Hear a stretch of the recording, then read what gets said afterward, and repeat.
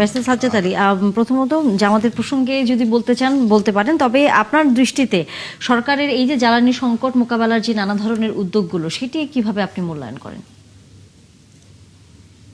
তেল থেকে জামাতের দিকে আলোচনাটা চলে যাচ্ছে। আসলে আমার মনে হচ্ছে জামাতে অনেক লুকিয়ে আছে, সেজন্য সরকারকে অবশ্যই অ্যাপ্রিসিয়েট করতে হয়, কারণ সরকারের জ্বালানি ব্যাপারে অনেকগুলো স্টেপ অবশ্যই সবচেয়ে অবশ্যই অ্যাপ্রিসিয়েট করার মতো, কারণ এই জন্য এখনো তারা দামটা বাড়াচ্ছে না, যেটা মানুষের পুরো মানে লাইফস্টাইলকে বেশিক্যালি প্রভাবিত করবে, সবকিছুর দাম বৃদ্ধি করবে।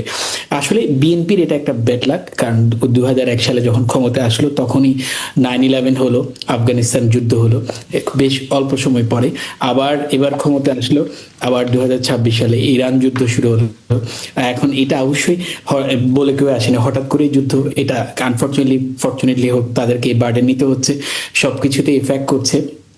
কিন্তু বাংলাদেশের জ্বালানি ক্ষেত্রে হঠাৎ করে যেটা মানে একটা এই যে মানে একটা হাহাকার পড়ে গেছে, এটা বেসিক্যালি বর্তমান জ্বালানি মন্ত্রী যিনি আছেন তিনি ওই যুদ্ধের পরে হঠাৎ করে একটা স্টেটমেন্ট দিয়ে বলেছেন আমাদের জ্বালানি মজুদ নেই। এই কথার পরে বেসিক্যালি মানুষের মধ্যে একটা হিড়িক পড়ে গেছে, যে যার মতো করে অতিরিক্ত তেল মজুদ করতেছে, চুরি করতেছে বা কালোবাজারি করতেছে।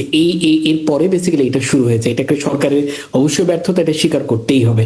কিন্তু তারপরে সরকার কিন্তু বিকল্প উৎস থেকে ম্যানেজ করছে। আজকেও মানে একটু আগে দেখলাম মালয়েশিয়া থেকে তেল আসছে, এরপর শেখ হাসিনা কিন্তু ভারত থেকে পাইপলাইনে তেল আনার জন্য ইস্যু চালু করেছিল। কিন্তু বাংলাদেশে কখনো 3 মাস 6 মাসের তেল মজুদ থাকে না। বেসিক্যালি বাংলাদেশে একটাই রিফাইনারি, যে এই রিফাইনারিতে 15 দিন বা 20 দিনের তেল মজুদ থাকে।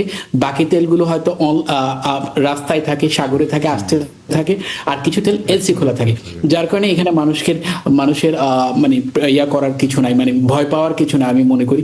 আর তেল শুধু মধ্যপ্রাচ্য থেকে আসে বা হরমুজ প্রণালী থেকে আসে তাও না, মানুষ এটা হয়তো জানে না। আরো অনেকগুলো বিকল্প উৎস আছে। আমি মনে করি সরকার অবশ্যই সুন্দরভাবে এই ডিসিশন নিচ্ছে, মানুষের জীবনমান যেন কোনোভাবে ইফেক্টেড না হয় এবং সরকারের যেন কোনো দুর্নাম না হয়। অবশ্যই আমরা আসলে সেই প্রত্যাশা করি।